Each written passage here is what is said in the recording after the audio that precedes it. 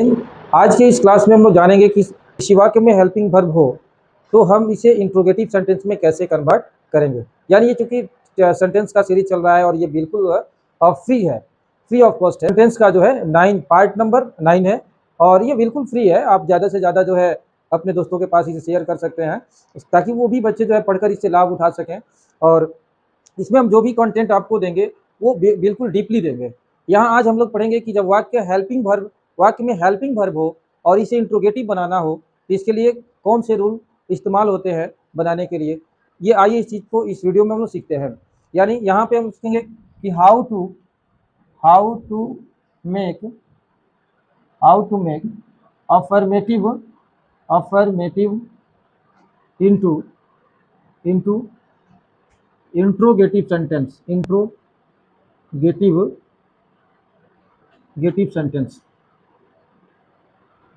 यानी यहाँ पे हम लोग सीखेंगे कि यहाँ पे how to make affirmative into interrogative sentence, यानी अफर्मेटिव से इंट्रोगेटिव सेंटेंस कैसे बनाते हैं। यानी ये हम देखेंगे यहाँ पे कि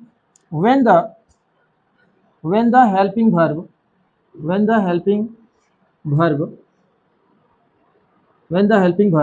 is are, am, was, were, has, have, had, shall, will,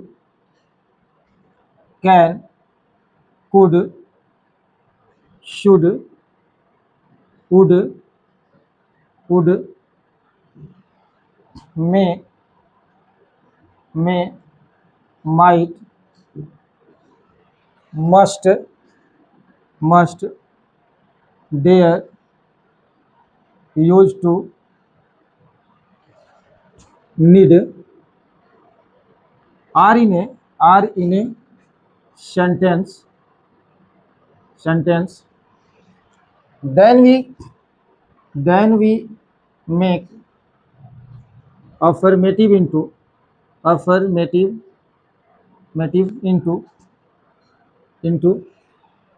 interrogative sentence as the following rule।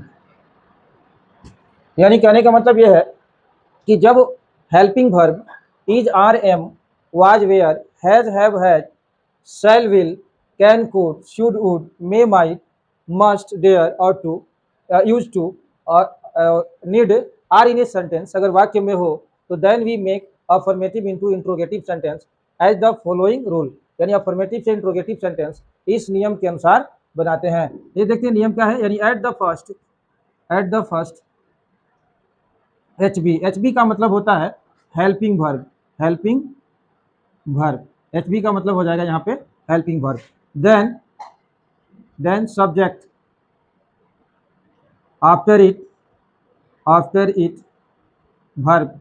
यानी यहाँ जो वर्ब होगा जो अफर्मेटिव में होगा वही जो है इंट्रोगेटिव में होगा। यानी कह सकते हैं कि एज द सेम, यानी वर्ब में कोई परिवर्तन नहीं होगा। Then other word at last question marks. यानी इससे जो है एक स्ट्रक्चर का निर्माण हो जाएगा और जो स्ट्रक्चर हो जाएगा H B plus subject plus verb जो होगा ना वो एज द सेम होगा। यानी वर्ब में कोई परिवर्तन नहीं होगा, एज द सेम। यानी वर्ब में जो अफर्मेटिव में वर्ब होगा सेम वर्ब इंट्रोगेटिव में भी होगा, plus other word plus question marks. यानी इंट्रोगेटिव सेंटेंस के अंत में जो है क्वेश्चन मार्क्स का होना बहुत ही इंपॉर्टेंट है। अब यहाँ हम लोग इसको एग्जाम्पल के माध्यम से समझेंगे। जैसे मान लीजिए इसमें एग्जाम्पल में हम लोग देखेंगे कि एग्जाम्पल 1 अगर क्वेश्चन है कि I am writing a letter,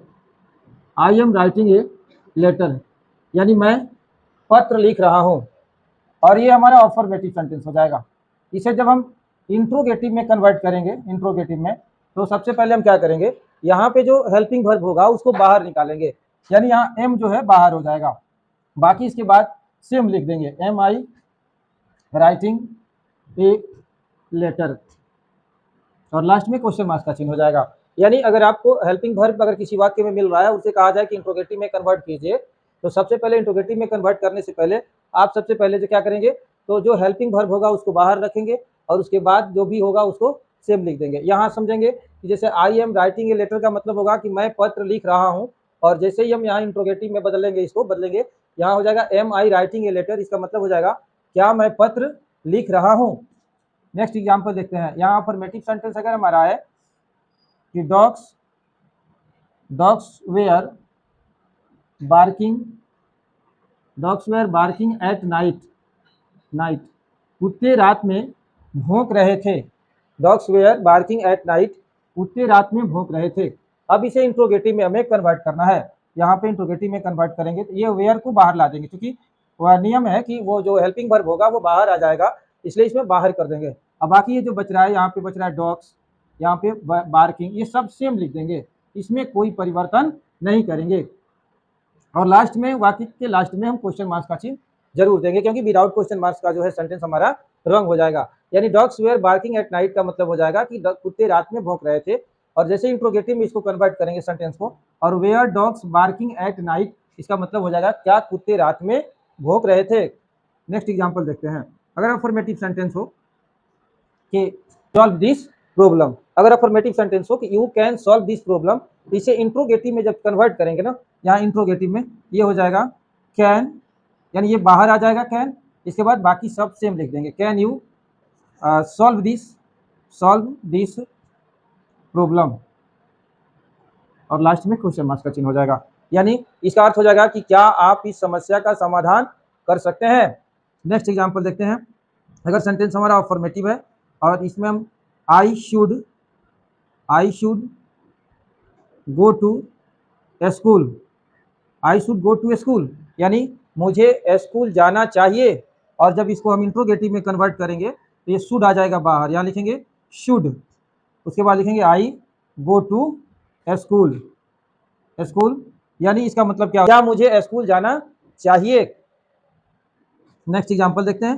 अगर अफर्मेटिव सेंटेंस ऐसे हो कि I must walk in the morning,